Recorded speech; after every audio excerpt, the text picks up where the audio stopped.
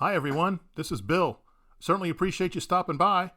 Here on the channel, while we sometimes cover the college football gridiron, for the most part we hope to offer our viewers insight gained from our experience in investing, both in real estate and in the stock market. In today's video, we examine real estate investing.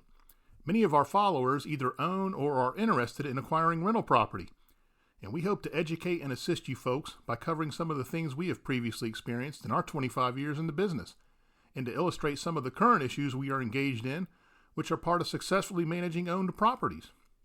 Today we are looking at septic shock. What happens when the economic life of a septic tank expires?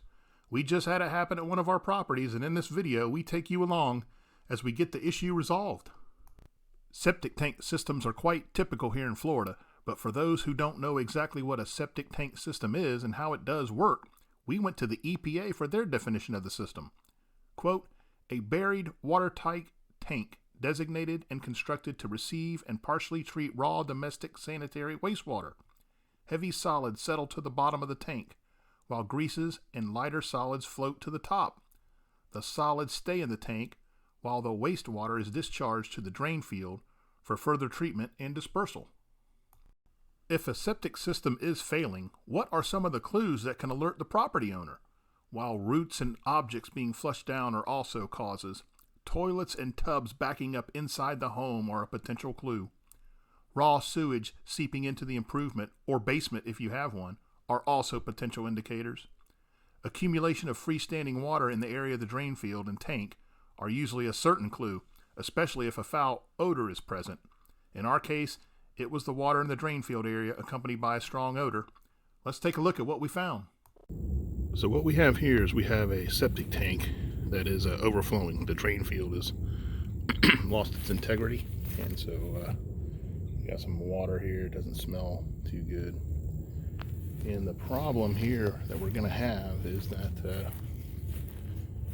septic tank itself is underneath these sheds, and that's how we purchased the property about 1.5 years ago. That's a problem.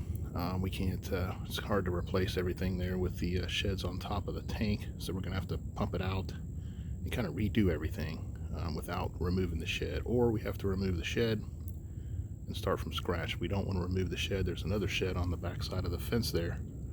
Both of them would have to be removed, and we really don't want to get into that. So what's going to end up happening is we're going to have to extend this whole operation out here. The drain field's going to have to extend a little further out into the area here. So that's going to be happening, and it's not going to be cheap. We contacted our local vendor who came out to confirm what we suspected, and we contracted them to fix the problem. Our job extended beyond just pumping out the tank. We would need a complete new system. In a matter of days, they were out on the job. After proper permitting, the job started with the removal of the existing tank and drain field. As you may have guessed, there were some unanticipated issues, which included the removal of a huge tree root which we had no idea was buried in the area. We needed some extra dirt and were shortly visited by a loaded dump truck.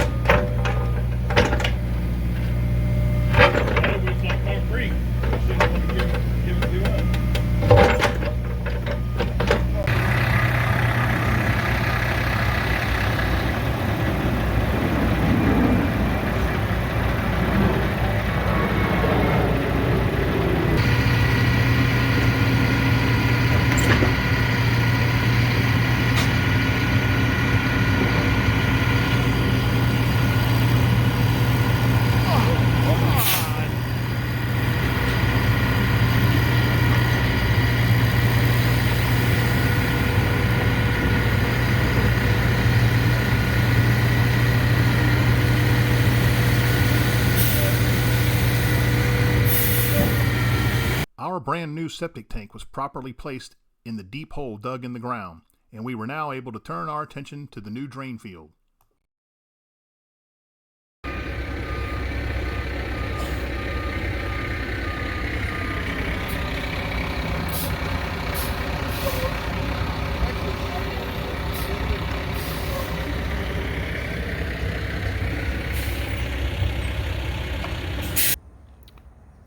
So we're all set with this first leg of this project. We ran into some items that were unexpected, and we'll go over those. Let y'all know what those were, and it might be something that you might run into if you're involved in replacing a septic tank system. But the first stage is complete, and this is what we're dealing with at the moment. We're going to come cover this up later.